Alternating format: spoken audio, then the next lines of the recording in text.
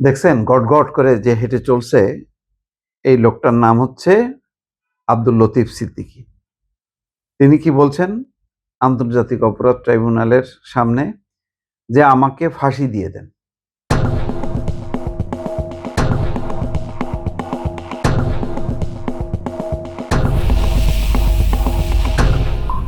আসলে লতিফ সিদ্দিকী কাদের সিদ্দিকীর ভাই। লতিফ সিদ্দিকী একটু অন্যরকম। এত কিছু কেয়ার করে না। মরলে মরবো, বাঁচলে বাঁচবো। এরকম একটি অবস্থা। এই লোকগুলি দুঃখজনক হলো এই যে এরা, বিশেষ করে লতিফ সিদ্দিকী আওয়ামী লীগ আমলে আওয়ামী লীগের মন্ত্রী ছিল।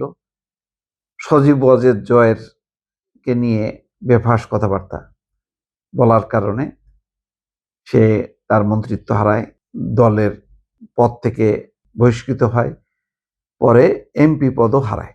কোনো কিছুই বাকি ছিল না।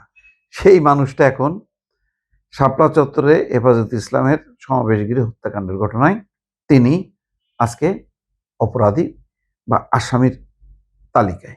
এখন কিভাবে প্রমাণ হবে জানি না, সম্পৃক্ততা কি ছিল সেটা তো বিচার আচারের ব্যাপার। লতিফ সিদ্দিকীর আরও একটা ঘটনা ছিল। এর আগে রিপোর্টার্স ইউনিটিতে ঢাকার সেগুনবাগিচা, সেখানে একটা অনুষ্ঠানে করতে যেয়ে সেখানেও গ্রেপ্তার হয় ইউনূস সরকারের সময়। তারপরে জামিনে মুক্তি পায়। তার মানে ওই সেখানেও একটা লম্বা সময়, সম্ভবত ৪-৫ মাস কারাগারে ছিল। এখন আবার ইউনূস সরকারের আমলে, এখন তারেক সরকারের আমলে আন্তর্জাতিক অপরাধ ট্রাইব্যুনালে তিনি অভিযুক্ত হয়েছেন এবং তার এখন বিচার শুরু হয়েছে। আন্তর্জাতিক অপরাধ ট্রাইব্যুনাল ২ এর কাছে কথা বলার অনুমতি চেয়ে পাননি মানবতা বিরোধী অপরাধের একটি মামলায় গ্রেপ্তার সাবেক মন্ত্রী আব্দুল লতিফ সিদ্দিকী। বৃহস্পতিবার দুপুরে মামলাটির শুনানি শেষে ট্রাইব্যুনালের এজলাসের কাঠগড়া থেকে হাজতখানায় নেওয়ার সময় লতিফ সিদ্দিকী বলেন, বলতে চাচ্ছিলাম যে আমাকে ফাঁসি দিয়ে দেন। অর্থাৎ যদি তিনি কথা বলার সুযোগ পাইতেন তাহলে ওই কথা বলতো যে ফাঁসি দিয়ে দেন। তার মানে এই বিচার টিচারের উপর, আইন আদালতের পরে তার কোনো আস্থা নেই যে ঠিক আছে আমি এটা লড়াই করব, আমি প্রমাণ করব যে শাপলা চত্বরের যে হেফাজত ইসলামে যে হত্যাকাণ্ডের ঘটনা ঘটছে তার সাথে আমার সম্পৃক্ততা নাই। এইসবের মধ্যে না যে সে আমারে ফাঁসি দিয়ে দেন। সাহসী মানুষ, নিঃসন্দেহে বলা যায় অন্তত তার সাহস আছে। এখন সেই সাহসটা কোন দিক দিয়ে, একটা ধরেন বড় চোর বা ডাকাতেরও সাহস থাকে, কিন্তু সেই সাহসটা প্রশংসনীয় সাহস না।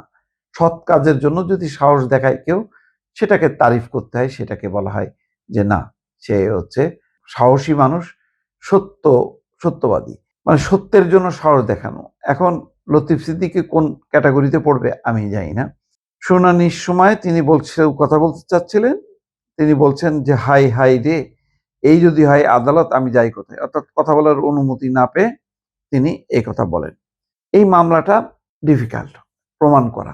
এখন কতখানি তার সম্পৃক্ততা আছে জানি না।